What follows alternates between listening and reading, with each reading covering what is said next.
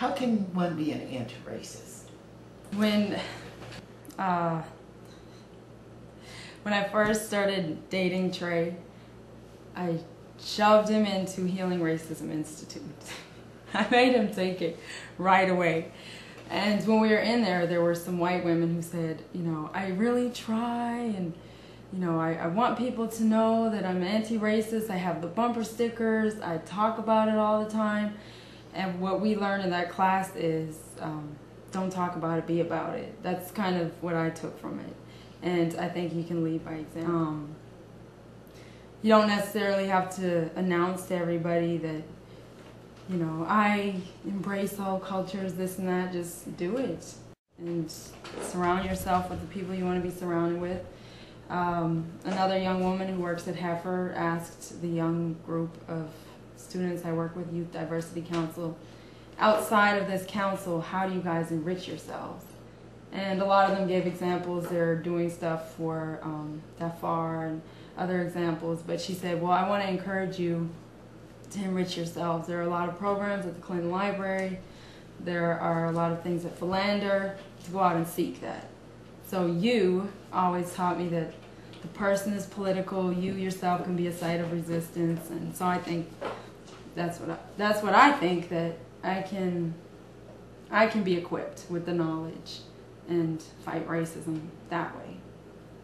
Okay, with the sort of divide that's so prevalent in our society based on culture, color, class, how do you manifest that? I guess is my question. I mean, it's still about that. Manifest anti-racism? Yeah. It's kind of hard. Oh, yeah. Tell me why it's hard. Well, it's just divided. So, I've explained to you before that even in different situations, even in Canada, what ended up happening is that Layla and I gravitated toward the international students.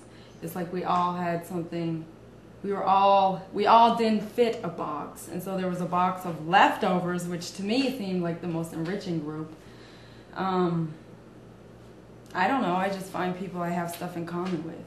Okay, and Layla also did that when she was in Maryland.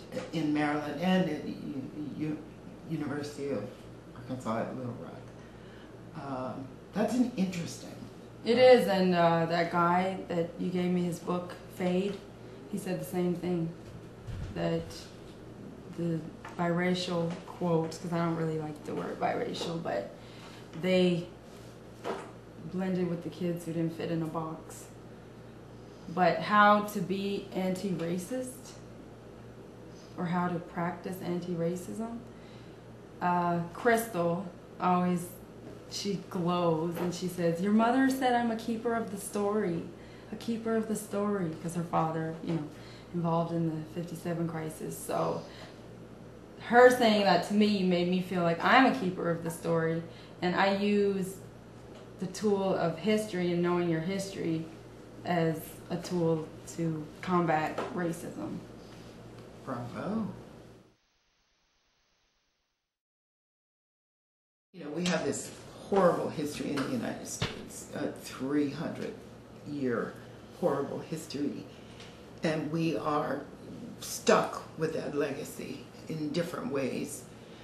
Tell me how you think, whether or not you believe that this is going to go on forever. Do you think there's ever a chance that it's not going to be this way? I hope so.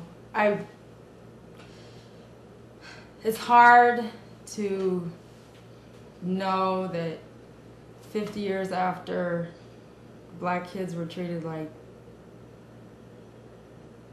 we're oppressed so badly that 50 years later, I can still see some of the same examples of oppression, and to try to gauge what's going to happen in 50 years. But I meet a lot of people, and even in the creation of my own documentary, I'm discovering that a lot of people think that this whole phenomenon of, you know, race mixing or racism and fear of a different race is hopefully starting to dissolve. And I think that one of the problems is, and I notice in my interaction with black and white, and my observations, is that people don't know each other. They don't know each other because they don't spend time around each other. And once they get to know each other, they won't think that black people are what BET is. That all black teens are like this and all white teens are like that. Once you break down the wall, people see you have the same, I mean, because of the history, obviously, it's different.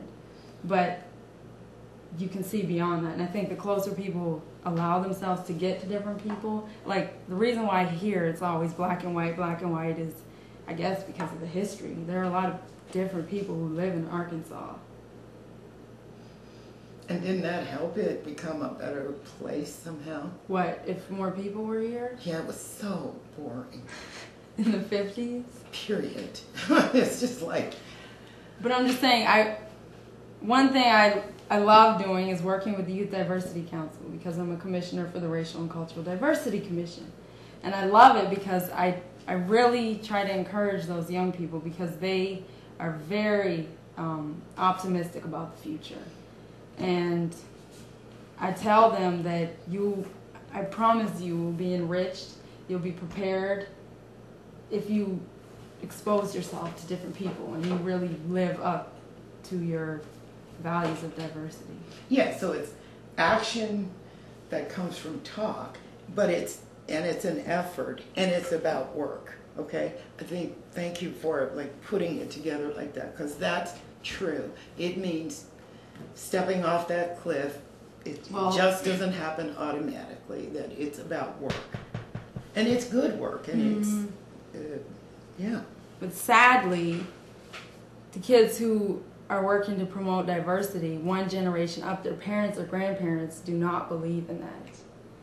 They do not embrace diversity. And so for these kids in this generation, it's like they have to go against their parents. It kind of seems like back 50 years. They have to go extremely against their parents or grandparents who might have different values just to be surrounded. Yeah.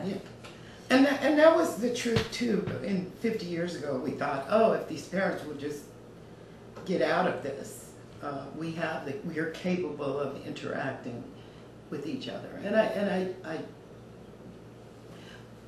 even the whole various movements in the 60s, Bob Dylan songs were about get out of the way, old people and all that. And the assumption is once they got out of the way, things would be better. I don't know if that's true anymore, because I'm one of the old ones now.